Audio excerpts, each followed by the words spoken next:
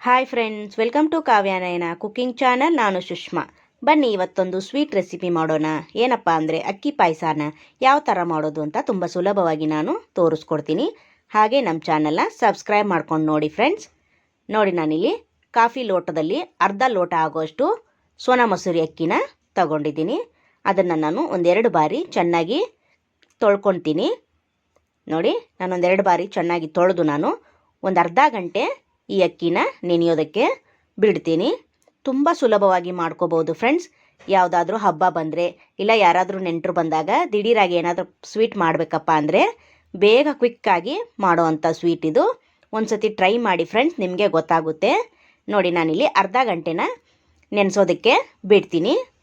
ಮುಚ್ಚಳ ಮುಚ್ಚಿ ಸೈಡಲ್ಲಿ ಎತ್ತಿಟ್ಕೊತೀನಿ. ಈಗ ಒಲೆ ಮೇಲೆ ಒಂದು ಪಾತ್ರೆ ಇಟ್ಕೊಳ್ಳೋಣ. ಅದಕ್ಕೆ ನಾನು 3/4 ಲೀಟ್ರಷ್ಟು ಹಾಲನ್ನು ಸೇರಿಸ್ಕೊತೀನಿ. ಯಾವ ಹಾಲಾದರೂ ಸೇರಿಸ್ಕೋಬೋದು ನೀವು. ನಾನು 3/4 ಲೀಟ್ರಷ್ಟು ಹಾಲನ್ನು ಹಾಕ್ಕೊಂಡು ಚೆನ್ನಾಗಿ ಕಾಯೋದಕ್ಕೆ ಬಿಡ್ತೀನಿ. ಇವಾಗ ಅಕ್ಕಿಗೆ ನೋಡಿ ಅರ್ಧ ಗಂಟೆ ಆದಮೇಲೆ ತೋರಿಸ್ತಾ ಇದ್ದೀನಿ. ನೋಡಿ, ಕಟ್ ಆಗ್ತಾ ಇದೆ ಎಷ್ಟು ಚೆನ್ನಾಗಿ. ಇವಾಗ ಅಕ್ಕಿ ಕೂಡ ನೆನೆದಿದೆ, ಹಾಲು ಕೂಡ ಕುದೀತಾ ಇದೆ. ಇವಾಗ ಅಕ್ಕಿಯಲ್ಲಿ ನೀರನ್ನು ಬಸಿದು ಅಕ್ಕಿನ ನಾವು ಹಾಲಿಗೆ ಹಾಕೋಬೇಕು.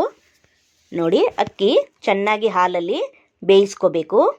ನೋಡಿ, ನೀರೇನು ಸೇರಿಸೋದು ಬೇಡ. ಇಲ್ಲಿ ಹಾಲಲ್ಲೇ ನಾವು ಅಕ್ಕಿನ ಬೇಯಿಸ್ಕೊಂಡು 90% ಅಕ್ಕಿನ ನಾವು ನೋಡಿ ಹಾಲಲ್ಲೇ ಚೆನ್ನಾಗಿ ಬೇಯಿಸ್ಕೋಬೇಕು.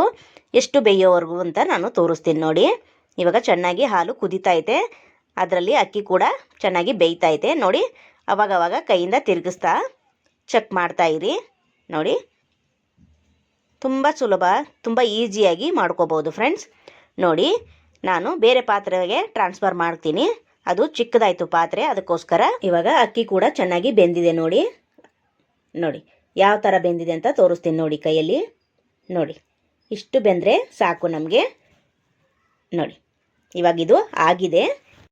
ಅರ್ಧ ಕಪ್ಪಷ್ಟು ಸಕ್ಕರೆನ ಇವಾಗ ನಾವು ಸೇರಿಸ್ಕೋಬೇಕು. ನೋಡಿ, ನೀವು ಸ್ವೀಟ್ ಜಾಸ್ತಿ ತಿನ್ನೋರಾದರೆ ಅರ್ಧ ಕಪ್ ಸೇರಿಸ್ಕೊಳ್ಳಿ. ಕಡಿಮೆ ತಿನ್ನೋರಾದರೆ ಒಂದು 1/4 ಕಪ್ ಸಕ್ಕರೆ ಸೇರಿಸಿದ್ರೆ ಸರಿ ಹೋಗುತ್ತೆ. ಇವಾಗ ನಾವು ಏಲಕ್ಕಿ ಪುಡಿನ ಹಾಕೋತಾ ಇದ್ದೀನಿ. ನೋಡಿ, ಇವಾಗ ಒಂದು ಸತಿ ಚೆನ್ನಾಗಿ ಮಿಕ್ಸ್ ಮಾಡಿಕೊಂಡು ಚೆನ್ನಾಗಿ ಕುದೀತಾ ಇರಲಿ. ಇವಾಗ ನಾವು ಒಂದು ಕಡೆ ತುಪ್ಪ ಹಾಕ್ಕೊಂಡು ಡ್ರೈ ಫ್ರೂಟ್ಸ್ನೆಲ್ಲ ಹುರ್ಕೊಳ್ಳೋಣ. ನೋಡಿ, 2 ಟೇಬಲ್ ಸ್ಪೂನಷ್ಟು ತುಪ್ಪನ ಸೇರಿಸ್ಕೊಂಡಿದ್ದೀನಿ.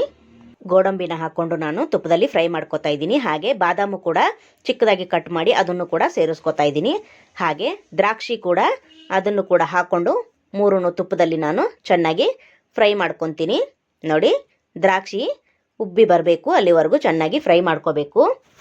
ನೋಡಿ, ಈ ಥರ ತುಪ್ಪದಲ್ಲಿ ನಾನು ಫ್ರೈ ಮಾಡಿ ಸ್ವೀಟಿಗೆ ಸೇರಿಸ್ತಾ ಇದ್ದೀನಿ.